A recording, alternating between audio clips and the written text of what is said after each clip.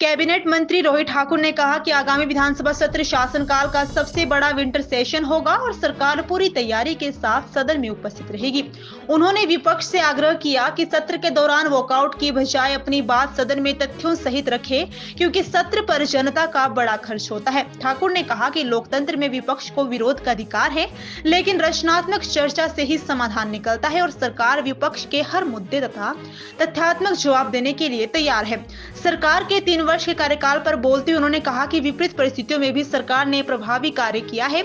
आपदा और कमजोर आर्थिक स्थिति विरासत में मिलने के बावजूद महत्वपूर्ण निर्णय लिए गए। पुरानी पेंशन बहाली के कारण केंद्र ने 1600 करोड़ की लोन लिमिट घटाई, फिर भी सरकार ने वित्तीय प्रबंधन सुधारते हुए रेवेन्यू डेफिसिट को 10,000 करोड़ से घटाकर लगभग 3,000 करोड़ पर ला दिया।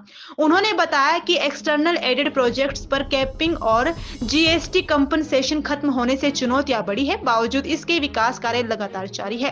शिक्षा क्षेत्र में सुधारों के चलते हिमाचल अब शीर्ष 5 राज्यों में शामिल हुआ है। आप जानते कि वर्तमान सरकार कितनी विपरीत परिस्थितियों में हमारी सरकार ने कार्य किया, चाहे वो आपदा से संबंधित ही था, चाहे उदाहरण के तौर पे 2023 की बात हो, 25 की बात हो, और जो वित्तीय स्थिति विशेषकर आपकी 3 वर्षों में जो हमारे को विरासत में मिली थी, उसकी वर्तमान में क्या स्थिति है उससे हिमाचल प्रदेश की जनता जनार्दन परिचित है। जहां हमारे वर्तमान सरकार ने जो ओपीएस का निर्णय लागू किया था, उसका ही परिणाम था कि जो हमारे को लोन में जो हमारी लोन की लिमिट थी 1600 करोड़ के आसपास की कटौती हुई। जो आपका रेवेन्यू डेफिसिट ग्रांट आपका पिछली सरकार के कार्यकाल के दौरान, या उदाहरण के तौर पे 2022 की बात करें जब जयराम जी की सरकार थी, लगभग कोई 10,000 करोड़ के आसपास आपको आरटीजी मिला करता था, आज कटकर मात्र 3,000 करोड़ रह चुका है।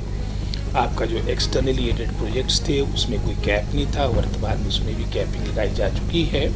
आपका जो जीएसटी पे कंपनसेशन मिला करता था स्टेट्स को भी 2022 के बाद बंद हो गया, और इसके बावजूद भी सरकार अपने से प्रयास कर रही है कि जो हमारा प्रदेश आगे बढ़े, और निश्चित रूप में हमारी जो 3 वर्ष की उपलब्धियां है, चाहे शिक्षा का उदाहरण आपके समक्ष है, जो पिछली सरकार के कार्यकाल के दौरान आपकी जो स्तर था हमारी क्वालिटी एजुकेशन का 21 स्थान पे पहुंच चुका था।